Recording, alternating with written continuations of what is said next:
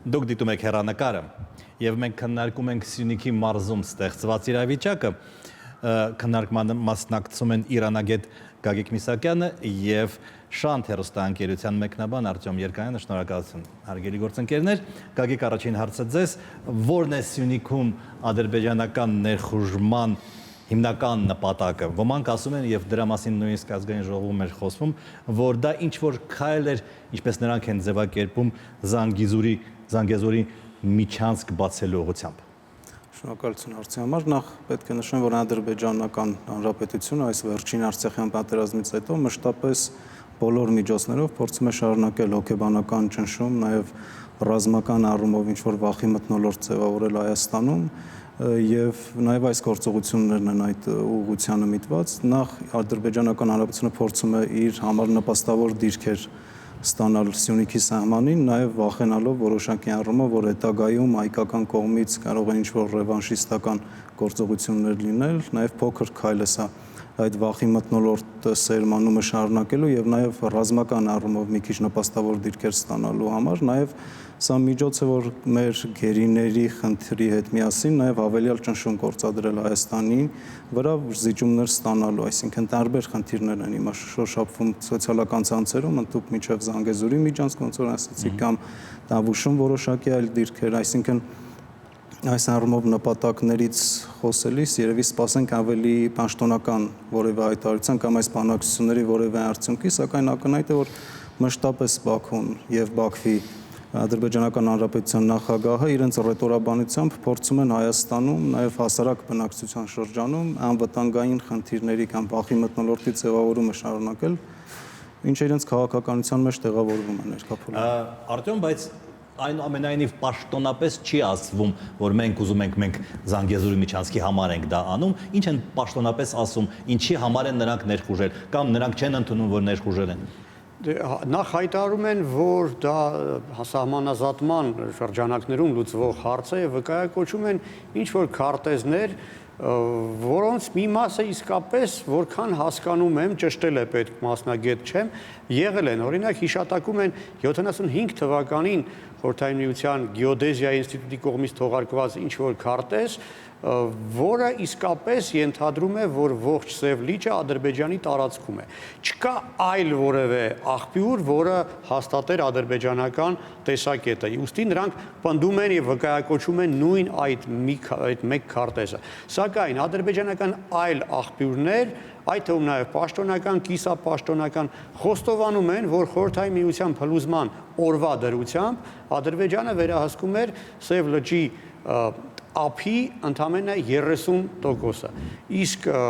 միջազգային հանրությունը ճանաչել է մեր հանրապետությունները խորհրդային սահմանների այդ պահի դրությամբ։ Եթե այդպես է, ուրեմն ադրբեջանցիները ստիպված են լինելու ճանաչել այն սահմանը, որը կար 91 թվականի դրությամբ։ Եվ այդ իմաստով երևի դրանով են արդարացնում նրանք, ովքեր խոսում են վիճելի խնդրի մասին, օրինակ ԱՄՆ պետդեպի առաջին հայտարարության մեջ մեզ համար անընդունելի բառակապակցություն էր, բայց այդ իմաստով նրանք, ովքեր չեն ցանկանա միջամտել խնդրին, միշտ կարող են իրենց արդարացնել, հայտարարելով, որ եթե ադրբեջանական կողմը ինչ-որ փաստարկներ է բերում, ուրեմն կա վիճելի խնդիր, ուրեմն այլևս առայժմ համենայն դեպս միջազգային հանրությունը պարտավոր չէ կողմերից մեկի կողմ ընդունի։ Բայց իրականում պարզ է, որ եթե նույնիսկ 30%-ն է, նրանք իրավունք չունեին եւս 2 կիլոմետր մտնեին եւ ամբողջ Սև լիճը օղակեին, բայց հնարավոր է արդյոք դուք սկսեցիք դրա մասին խոսել, որ դա կլինի ինչ որ առևտրի ձև, մենք կգնանք Սև լճից, բայց դուք էլ ասենք միջանցքի հարցը արագացրեք։ Իրականում Ադրբեջանական Հանրապետությունը նաև գիտակցելով եւ Հայաստանի ներքաղաքական իրավիճակը եւ պատերազմից սկսված իրավիճակը առավելագույն ճնշում է փորձում գործադրել Հայաստանի վրա բոլոր ոլորտներում եւ ստանալ նորից ասեմ այն ինչ կարող է ներկա փուլում, քանի որ գիտակցում է եւ ցանկացած ելքի դեպքում ընտրություններից հետո իրավիճակը փոխվելու թեկուզ բանակցային գործընթացում եւ այլն, նույնիսկ այդ Զանգեզուրի միջանցքի հետ կապված ադրբեջանական այս մեծ ջանքերը նաև ավելի շատ կարևորություն են սկսում ձեռք բերել Ադրբեջանի համար։ Նախ դա փորձում են ապահովել կապ Թուրքիայի հետ, նաև այստեղ փորձում են Էրդողանի որոշակի շանսերը, այսինքն այդ իր մատուցած ճակերտավոր ծառայությունների համար պետք է փոխհատուցում տան այս Զանգեզուրի միջանցքով թեկուզ։ Որտեվ դա Թուրքիային է Թուրքիային պանթուրքիստական խոշոր այդ քաղաքականությանը կամ քարտեզները բազմիցս շրջանառվում են սոցիալական ցանցերում, այսինքն սա մեծ ինչ-որ քաղաքականության մաս է, որը Ադրբեջանական Հանրապետությունը նաև շարունակում է հենց Թուրքիայի դրդմամբ եւ օժանդակությամբ, ինչը նաև տարածաշրջանային առումով չեմ կարծում, որ մեր հարևան Իրանին կամ Ռուսաստանին այդքան էլ ձեռնտու է, այսինքն ներկա փուլում մենք պետք է առավելագույն ջանքերը գործադրենք, որևէ սադրիչ քայլ թույլ չտալու, նույնիսկ կարելի է հարևան պետություններին կամ մեր գործընկերներին, դաշնակիցներին ապացուցել, որ մենք էլ ունակ ենք սահմանը պահելու, ընդամենը 250 զինվորականի մասին է խոսքը գնում, եթե չեմ սխալվում։ Այսինքն ներկա պահին Հայաստանը ունի նաև իմիջային խնդիր այս հարցը լուծելու, թեկուզ հապկի միջամտությամբ կամ առանց հապկի միջամտության։ Միջանցքի մասին, հա, նոյեմբերի 10-ի փաստաթղթում հատուկ ասված է ուրեմն Նախիջևանից, Ադրբեջանից Նախիջևան ապաշրջափակման մասին եւ ընդհանրապես բոլոր ճանապարհների ապաշրջափակման մասին։ Ապաշրջափակման տակ Ադրբեջանը հասկանում է մի բան, Հայաստանը հասկանում է մեկ այլ բան, Իրանը, Ադրբեջանն ու Թուրքիան հասկանում են մեկ այլ բան, Իրանը հասկանում է երրորդ բանը, Ռուսաստանը չորրորդ բանը։ Այդպես է։ Իրականում մենք իհարկե դեմ չենք եւ չենք կարող դեմ լինել ճանապարհների ապաշրջափակման, քանի որ ինքներս են 25 տարի շարունակ մեղադրել հակառակ կողմին, որ մեզ շրջափակման մեջ են պահում։ Բնական է մենք այդ process-ին դեմ լինել չենք կարող, բայց դա չի նշանակում, որ բառացիորեն պետք է հասկանալ Նախիջևանը Ադրբեջանի հետ կապ ունենալու հնարավորություն, որ դա պետք է լինի ուղիղ ճանապարհ, որը պետք է վերահսկի Ադրբեջանը։ Ի վերջո, խորհրդային տարիներին բեռնափոխադրման զգալի մասը իրականացվում էր Ղազախի այդ հատվածի ճանապարհով։ Տեսականորեն Ադրբեջանը կարող է հնարավորություն կապ ստանալ Բեռներ փոխադրելու Նախիջևան հենց այդ ճանապարհի խորհրդային երկաթուղով, այսպես ասած։ Շատ բան չի կորցնի Ադրբեջանը, եթե խոսքը իսկապես ապրանքներ փոխադրելու մասին է, եթե համաձայնվի օգտագործել այդ ճանապարհը, բայց պարզ է, որ Ադրբեջանի նպատակը բոլորովին այլ բան է։ Տեսեք, Լավրովը Բաքվում իհարկե չէր խոսում որևէ միջանցքի մասին, նա խոսում էր տրանսպորտային հանգույցի անհրաժեշտության մասին, ինչը բոլորովին չի հակասում մեր պատկերացմանը, մեր մոտեցումներին։ Դրանից մեկ օր առաջ Իլհամ Ալիևը Նախիջևանում խոսում էր միջանցքի մասին, որը պետք է միավորի, այսպես ասած, մայրցամաքային Ադրբեջանը կղզիացած Նախիջևանի հետ, ադրբեջանական պատմական Զանգեզուր նահանգի տարածքով։ Դա բոլորովին այլ բան է եւ ոչ միայն երրակող համաձայնագրի մեջ դրա մասին խոսք անգամ լինել չէր կարող։ Դա չի տեղավորում նաեւ տրամաբանության մեջ եւ դա պարզապես միջազգային բոլոր կանոններին հակասող բան է, դա բացահայտ ագրեսիա է։ Այս իրադարձություններին Իրանը ինչպես է արձագանքել։ Արձագանքել է ազգային ժողովի, ազգային անվտանգության եւ արտաքին քաղաքականության հանձնաժողովի նախագահի մակարդակով, ոչ ավելի բարձր։ Ներողություն, բայց կարծեմ արտգործնախարարի պաշտոնական ներկայացուցիչները եւս Իրանի արձագանքը ընդհանրապես։ Իրանը ընդհանրապես, եթե Զանգեզուրի կամ Մեղրիի միջանցքի մասին խոսելիս լինենք, առաջին անգամ դրան բացասական արձագանք կարելի ասել տվեց Զարիֆը Երևանում այցելության ժամանակ եւ խոսելով Հայաստանի Հանրապետության միջազգայինորեն ճանաչված սահմանների կարմիր գիծ հանդիսանալու խոսքը ներխուժման մասին։ Իսկ ներխուժման մասին առաջին արձագանքը եղավ Իրանի ԱԳՆ խոսնակ Սայիդ Խաթիբզադեից, ով բավականին հավասարակշռված հայտարարություն արեց, կոչ անելով կողմերին լուծել այս խնդիրը խաղաղ բանակցային ճանապարհով առանց որևէ զինված բախման գնալով, ինչը նաև հայկական տեսանկյունից ոչ այդքան պրոհայկական էր, եթե հաշվի առնենք նաև մինչև այս Իրանի ԱԳՆ-ի արտգործնախարարի հայտարարությունները։ Սակայն սա իրանական կողմում, եթե դատելու լինենք որոշակի վերլուծություններից եւ սոցիալական ցանցի այդ քննարկումներից, եղավ այն պատճառով, որ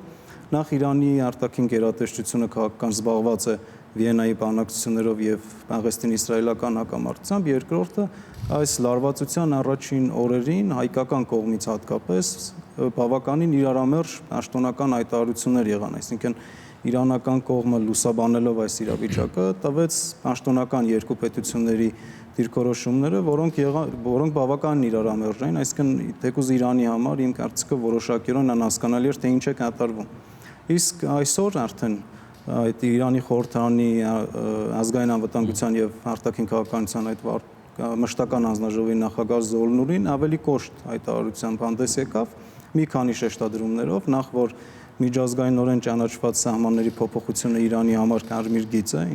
եւ Իրանը պահանջեց, կարելի ասել, գրեթե լուծել խաղաղ ճանապարհով, նաև հիշատակեց, որ Իրանի համար անթույլատրելի են Հայաստանի սահմանի փոփոխությունները եւ ցանկացած երրորդ ոչ տարածաշրջանային պետության հայտնվել այս տարածաշրջանում։ Նաև այս համատեքստում նույն Զոլնուրին հիշատակեց իր հայտարարության մեջ Ադրբեջանի կողմից տարածաշրջան բերված ահաբեկիչների խնդիրը, նշելով, որ ցանկացած ոտնձգություն Իրանի եւ միջազգայինորեն ճանաչված սահմանների հանդեպ Իրանի կողմից կարժանանան բավականին կոշտ արձագանքի։ Սա կարելի է բնութագրել երկու կոնտեքստից։ Նախ սա մեսիջ էր եւ Ադրբեջանական Հանրապետությանը եւ Թուրքիային եւ նաեւ Ռուսաստանին իմ կարծիքով, քանի որ հարցազրույցը տրվել էր Սպուտնիկ լրատվական ծառայության։ Ռուսաստանը նրանք համարում են ոչ տարածաշրջանային, համարում են Կովկասում ամենամեծ ազդեցություն ունեցող երկիր, սակայն կարելի է բնութագրել, որ բազայի ռուսական հիմնումը Սյունիքի տարածքում կարող է որոշակիորեն իրանական շահերին չհակասել, քանի որ իրենք ներկայություն չեն ունենալու։ Սակայն մյուս կողմից իրենք հիշում են, որ այդ Արցախյան հակամարտության ժամանակ այս ռուսական զորքերի հետ միաժամանակ որոշակի փոքր թուրքական կոնտինգենտ ներգրավվեց տարածաշրջանում։ Սա իրանական դաշտում դեռևս անհասկանալի այդ ներկայությունը արտատարածաշրջանային ուժերի ինչ է լինելու, բայց իրենք հիմնականում այդ արտատարածաշրջանային ուժերը ասելիս հասկանում են իսրայելական ներկայությունը, որը մեզ չի սպառնում, սակայն Զոլնուրի հայտարարությունում կար հիշատակություն եւ հստակ մեսիջ Ադրբեջանին չօգտագործել որևէ կերպ Արցախից ադրբեջանական վերահսկողության անցած տարածքները եւ ահաբեկչական գործողությունների կամ ահաբեկիչների միջոցով որևէ գործողության եւ իսրայելական կամ այլ պետությունների ներկայության համար։ Գագիկ, այնուամենայնիվ եւս մի հարց տամ, դուք ուզում եք ասել, որ այս հարցում, այս ներխուժման հարցում, հա, Իրանը Հայաստանի դաշնակիցն է, որովհետև տեսեք, երբ որ Լեռնային Ղարաբաղի Հանրապետությունն էր Իրանի հետ սահմանակից, նրանք կարծես թե դեմ չէին, բայց ոչ մի բան չէին ասում։ Երբ որ արդեն Ադրբեջանը գրավեց այդ տարածքները, նրանք նույնպես ոչ մի բան չեն ասում եւ ընդհանրապես երբ որ Ալիևը պատերազմ էր սկսում, նա բնականաբար հաշվարկում էր, թե ինչպես են այդ պատերազմին արձագանքելու Իրանը, չգիտեմ, Ռուսաստանը, Միացյալ Նահանգները, Ֆրանսիան։ Այսինքն, արդյոք իսկապես Իրանը այս հարցում մեր դաշնակիցն է։ Իրականում չի կարելի ասել դաշնակից, քանի որ այս նույն Իրանը հետապնդում է իր շահերը, այսինքն մենք նույնիսկ պայմանագրային առումով Իրանի հետ դաշնակից չենք, ինչքան էլ լավ բարեկամական հարաբերություններ ունենք, Իրանը իր աշխարհաքաղաքական շահն է հետապնդում նույն Սյունիքում, իսկ Արցախյան հակամարտության եւ Սյունիքի տարբերությունները զգալի են, նախ նույն միջազգային իրավունքի եւ միջազգայինորեն ճանաչված սահմանների առումով հիմա արդեն Հայաստանի միջազգայինորեն ճանաչված սահմանի խնդիրն է։ Եթե Արցախյան հարցում Իրանը փորձեց հավասարակշռված դիրքորոշում պահպանել, չմիջամտել, նաև ավելի լայնապանշտապ պատերազմի չվերածելու համար, ապա այս փուլում իրանական կողմի համար ավելի շատ վտանգներ կան։ Արցախյան պատերազմում Հայաստանի պարտությունը նույնպես վտանգ էր Իրանի համար, սակայն այնտեղ միջամտելու հնարավորությունները շատ ավելի քիչ էին, քան հիմա։ Այսինքն Սյունիքում Իրանի ոչ թուրքական պետությունների միջոցով սև ծով կամ Ռուսաստանի հետ կապող ուղիները կարող են ընդհատվել, ինչը աշխարհաքաղաքական շահից չի բխում Իրանի։ Բացի Իրանից, այս հարցում մենք կարող ենք այլ դաշնակիցներ ունենալ։ Տպարություն կա, որ մենք ավելի շատ ենք շահագրգռված ապացուցելու որոշ երկրներին, որ իրենք պետք է մեզ դաշնակից լինեն, քան այդ իրենք երկրները դրանք հավատում են, հա։ Տրամաբանությունը պահանջում է, եթե քարտեզին նայում ենք, որ Չինաստանը շահագրգիռ լինի մեզ այս հարցում օգնած լինի, բայց Չինաստանը որևէ կերպ իրեն չի դրսևորում։ Նույնը Հնդկաստանը կամ այլ երկրներ, որոնք Մետաքսի ճանապարհի մասնակից էին։ Բայց կան նաև բնական շահեր, որոնք արդեն դրսևորվում են։ Առաջին հերթին իհարկե Իրանը, որը շատ բնական է, եթե քարտեզին նայում ենք, հասկանում ենք, որ Իրանի շահերից որևէ կերպ չի կարող բխել, որ Իրանի հյուսիսային սահմանը վերահսկվեն թուրքալեզու, այսինքն թուրքերի կողմից, հա։ Քանի որ դա նաև կառաջացնի Իրանի հյուսիսում ապրող թուրքալեզուների ինքնագիտակցության արտնացմանը եւ անջատողական նոր շարժումներին։ Կարծում եմ թիվ 2 պոտենցիալ դաշնակիցը այստեղ կարող է լինել Վրաստանը, որը նույնպես մտահոգված է առաջին հերթին տնտեսական նկատառումներից ելնելով, քանի որ գիտակցում է, որ այդ ճանապարհի գործարկման արդյունքում կարող է զրկվել հայկական այդ տարանցման մենաշնորից, արդյունքում կորցնելով տասնյակ միլիոնավոր դոլարներ։ Եվ Թբիլիսիում դա գիտակցում են, եւ երբ Ղարիբաշվիլին Բաքվում էր, կիսապաշտոնական աղբյուրների այդպես ինֆորմացիայից Ալիևը փորձում էր նրան համոզել, որ Վրաստանը շատ բան չի կորցնի, իսկ գրագետ մոտեցման դեպքում նույնիսկ կարող է շահել այդ իմաստով։ Բայց պարզ է, որ այսինքն փորձագիտական հանրության այդ շրջանակներում քննարկումները Թբիլիսիում թույլ են տալիս նկատել, որ Վրաստանում իսկապես մտահոգված են, եւ Ղարիբաշվիլու Երևան կատարած այցի ընթացքում բնական է դա ինչ որ ձև դրսևորվել է, եւ պատահական չէ, կարծում եմ, որ այդ պրովոկացիան Սյունիքում ադրբեջանցիները կազմակերպեցին հենց Ղարիբաշվիլու Երևան կատարելիք այցից կարծեմ մեկ օր առաջ։ Կարծում եմ զուգադիպություն չէ, ընդ որում այդ պրովոկացիան եղավ նույն այն օրը, երբ Երևանում էր, եթե չեմ սխալվում, իրանացի փորձագետների պատվիրակությունը, որոնք Երևանում քննարկում էին հյուսիս-հարավ այդ միջանցքի հեռանկարները։ Վրացիները մեզ իհարկե նույնպես կարող են բնական դաշնակիցներ լինեն լոկալ կոնկրետ այս հարցի լուծման մեջ, նույնիսկ վրացական փորձագիտական հանրությունում քննարկում էր, միգուցե մտածենք աբխազական ճանապարհը բացենք, որպեսզի հայերը մեծ կախվածություն չունենան եւ հասկանան, որ առանց Ադրբեջանի էլ կարող են Ռուսաստանի հետ ցամաքային կապ ձեռք բերեն, գոնե Վրաստանը չի զրկվի մենաշնորից այդ տարանցման հարցով։ Ամեն դեպքում մենք կարծում եմ, դե հաջորդը արդեն Եվրոպան է, որը նույնպես դեռ իրենց համոզել է պետք, որ մենք իրենց համար կարևորենք, որ այդ միջանցքը պատերազմի ժամանակ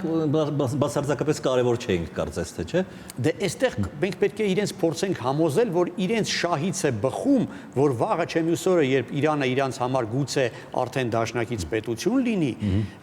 այդ ուղիղ կապը շրջանցելով թուրքական աշխարհը իրենց համար լինի օգտակար։ Դե այստեղ մեր դիվանագիտությունը շատ մեծ անելիքներ ունի, մեր դեսպանները եվրոպական պետություններում, եթե ավելի ակտիվ լինեն, միգուցե ավելի բան կարողանանք սպասել։ Դառնալով Իրանին, Իրանը հետաքրքրված է ԵԱՏՄ-ով, չէ՞, մասնակցում է ինչ որ եւ ուզում է անդամակցել կամ չգիտեմ դիտորդի կարգավիճակ ձեռք բերել, եւ արդյոք դա նշանակում է, որ ապաշրջափակումը, իսկական ապաշրջափակումը, ոչ թե այն ինչ որ Թուրքիան եւ Ադրբեջանն են պատկերացնում, նրանց ձեռնտու է։ Իրականում Իրանին ձեռնտու կլինի ԵԱՏՄ-ի հետ միանալը նախ Սյունիքի տարածքով, եթե հյուսիս-հարավի այդ շինարարությունը վերջապես սկսվի կամ ավարտին հասվի, նույնիսկ Հնդկաստանին խոսվում է նաև իրանական տիրույթում Հնդկաստանին այդ կապով ԵԱՏՄ-ի հետ կապելու, հետո նաև Իրանից հետո Հնդկաստանի անդամակցության առումով հետագայում, եթե անկարծ այդ ապաշրջափակումը լինի կամ միջանցքների հարցը, Իրանի համար մեծ կարևորություն ունի Ջուլֆայի երկաթուղին, այսինքն Նախիջևանից Հայաստան-Թուրքիա այդ Նախիջևան փոքր հատվածի երկաթուղին, որին Իրանը սկզբունքային առումով դեմ չի, սակայն դեմ է Զանգեզուրի միջանցքի գործարկմանը, հետո այդ երկաթուղու գործարկման, այսինքն Իրանը այդ փոքր երկաթուղով կարող է կապ հաստատել Հայաստանի այդ ԵԱՏՄ-ին, սակայն ոչ մի անհրաժեշտություն չկա Իրանի համար մյուս Մեղրի միջանցքի կամ Զանգեզուրի այսինքն այդ միջանցքի գործարկումը Իրանի ԵԱՏՄ-ի հետ կապելու որևէ լուրջ լծակ չի կարող լինել։ Իրանական կողմը միշտ մի քանի տարբերակներով է նայում եւ Սյունիքի այդ միջանցքի եւ Նախիջևանի տարածքով որևէ կապ հաստատել։ Իրան-Հայաստան երկաթուղին քանի տարի է քննարկում, 10-15 տարի եւ ոչ մի բան, չէ՞։ Ինձ թվում է քննարկումների փուլում էլ կմնա, քանի որ շատ ծախսատար է երկաթուղին, սակայն հյուսիս-հարավի խնդիրը լուծելի է նույն Իրանի ներգրավմամբ, եթե հիշենք նաեւ Իրան-Չինաստան վերջերս կնքված խոշոր պայմանագիրը, բազմամիլիարդանոց պայմանագիրը եւ այդ պայմանագրում իշատակված այն կետը, որ հարևան երկրներում, երրորդ երկրում ներդրումային ծրագրեր կան, այսինքն դա վերաբերելու է ազատ տնտեսական գոտիներին։ Եթե մեր ազատ տնտեսական գոտին Մեղրի վերջապես գործարկվի, նաեւ դա կնպաստի Սյունիքի տարածքում թեկուզ հյուսիս-հարավի անցկացմանը, նաեւ անվտանգության ապահովման դեպքում Սյունիքի։ Բացի ԵԱՏՄ-ից, որպես տնտեսական կառույց, կա ռազմաքաղաքական կառույց, որը կոչվում է ՀԱՊԿ։ Մենք պետք է այդ կառույցից ակնկալիքներ ունենանք, որտեղ քննարկումները այսպես բևեռացված են, ոչ մի կապ չունի մեր հետ կամ չէ հեսակակա կփրկի։ մենք այդ կազմակերպությանը պահանջ ներկայացնելով կարող ենք խնդիրներ լուծել։ Դա չի նշանակում, որ մենք բառացիորեն պետք է հասկանանք, որ ղազախները, ղրղզները բելարուսների հետ միասին իրենց տանկերով գալու են եւ մեր խնդիրը լուծել։ Բնական է։ Եվ այստեղ դա միայն պատրանք է, որ պարտավորությունները ինչ որ բանով պետք է դրսևորվեն։ Բացարձակ չի նշանակում, որ պետք է դրսևորվեն։ Պարտավորությունը կա թղթի վրա էլ այդպես էլ կմնա։ Երբեք հնարավոր չէ ստիպել կազմակերպությանը անել մի բան, եթե այդ մի բանը կազմակերպության անդամ 3 անդամի շահերին հակասում է։ Բնական է, որ ոչ Ղրղստանը, ոչ Ղազախստանը, ոչ Բելարուսը թույլ չեն տա, որ կազմակերպությունը նման քայլի համարձակվի։ Բայց նման պահանջ ներկայացնելով մենք խնդիր ենք ստեղծում Ռուսաստանի համար, քանի որ Ռուսաստանը շահագրգռված չէ, որ ողջ աշխարհը համոզվի, որ այդ կազմակերպությունը կայացած ստրուկտուրա չէ եւ գործնականում աշխատող ստրուկտուրա չէ։ Այսինքն մենք այլ խնդիր ենք լուծում։ Մենք ստիպում ենք Ռուսաստանին լուծել մեր խնդիրը, հակառակ դեպքում մենք ստիպված կլինենք անել այնպես, որ աշխարհը համոզվի, որ այդ Ռուսաստանի կողմից ղեկավարվող այդ կառույցը ընդամենը ձևական մի բան է։ Եվ այդ իմաստով ոչ ռազմական մեթոդներով Ռուսաստանը կարծես թե հակված է ինչ-որ ուրեմն խնդրին լուծում տալ Լավրովի այսօրվա հայտարարությունը ինչ-որ չափով հուսադրում է, բայց տեսեք ինչ իմը մենք իրանց խնդրում ենք ռազմական աջակցության մասին։ Լավրովը հայտարարում է, որ Ռուսաստանը աջակցելու է իրենց արխիվներում գտնվող հին քարտեզները տրամադրելով եւ միջնորդ լինելով սահմանի սահմանազատման։ Տեսեք ինչ է ստացվում։ Ռուսաստանը այսպես թե այնպես իր շահը ունենալու է եւ ստանալու է, օգտվելու է։ Եթե մենք առանց միջնորդի բանակցեինք ադրբեջանցիների հետ, ուրեմն մեզ փորձելու էին պարտադրել, որ մենք ինչ որ զիջումներ գնանք ադրբեջանցիներին, որպեսզի իրենք լուծեն մեր ուզած խնդիրը։ Այս դեպքում քարտեզը Ռուսաստանի ձեռքում է, որ քարտեզը կուզենա կդնի սեղանին։ Ուրեմն այս դեպքում մենք ստիպված ենք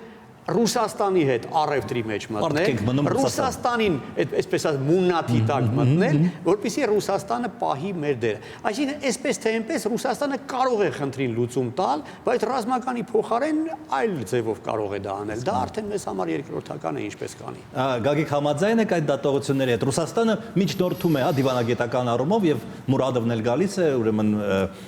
հանդիպացնում է ուրեմն հայերին եւ ադրբեջանցիներին։ Ենթադրենք նրանք Սև լճից գնացին։ Արդյոք դա կլինի վերջին այսպիսի միջադեպը։ Չեմ կարծում, որ վերջինը լինի, ընդհանրապես հայի ադրբեջանական այս հակամարտությունը Արցախյան վերջին պատերազմից հետո արդեն նոր թափ է ստանում, այսինքն տեղափոխվում է Սյունիք, այսինքն նույն ադրբեջանական հանրապետությունը Սյունիքի շուրջ այս աղմուկը բարձրացնելով, ցանկացած աղմուկ լինի Զանգեզուրը, սահմանազատումները եւ այլն, կարծես նաեւ նպատակ է հետապնդում ստվերելու Արցախի շուրջ ցանկացած բանակցություն, այսինքն մենք հիմա նստած բանակցում ենք ադրբեջանական փոքրիկ կոնտինգենտի հետ, մեր տարածքի վերաբերյալ, այսինքն այդ ամբողջ դիսկուրսը Արցախյան հակամարտության տեղափոխվել է հայ-ադրբեջանական սահման։ Նախ այդ մենք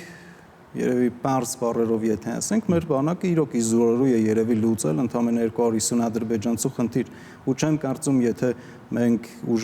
ուժով ցանկանայինք լուծել այդ խնդիրը, լիներ որևէ այլ լայնամասշտաբ պատերազմ, այսինքն չեմ կարծում ադրբեջանական հանրապետության նախագահը, ինչքան էլ որ էյֆորիայի մեջ լիներ, փորձեր հարձակվել Սյունիքի վրա։ Այսինքն այդ հարձակումը նաև Ադրբեջանի համար լուրջ հետևանքներ էր ունենալու եւ իրանական արձագանքով եւ եվրոպական ցանկացած լայնամասշտաբ պատերազմ այս փուլում լուրջ արձագանքներ են ունենալու, այսինքն կոպիտ ասած մենք միշտ սпасելով օգնության հարևան կամ չգիտեմ տաշնակիցների կողմից նաև մենք պիտի լուծենք մեր խնդիրն, այսինքն այստեղ Ադրբեջանը սահմանը մենք պիտի պաշտպանենք։ Աշխարհակաղակական տարբեր խնդիրներ է հետապնդում, նույնիսկ հենց հիմա մեր այդենք ժողովրդի լավ մտածմունքները կամ դատողությունները արդեն սեփական սահմանի Հայաստանի մոտ սահմանի անվտանգության շուրջը, այլ ոչ թե Արցախի կամ Շուշիի կամ ընդհանուր շապազանց մոտեցել է մեզ եւ դա Ադրբեջանին ձեռ է տալիս, ստվերելով Արցախը բերել մնացած բանակցային գործընթացներ սկսել։ Շնորհակալություն, հարգելի գործընկերներ։ Ես հիշեցնեմ, որ դուք դիտում եք հեռանկարը եւ մենք քննարկում ենք Սյունիքի մարզում ստեղծված իրավիճակը, քննարկմանը մասնակցում էին իրանագետ Գագիկ Միսակյանը եւ Շանթ հեռուստաընկերության մեկնաբան Արտյոմ Երկանյանը։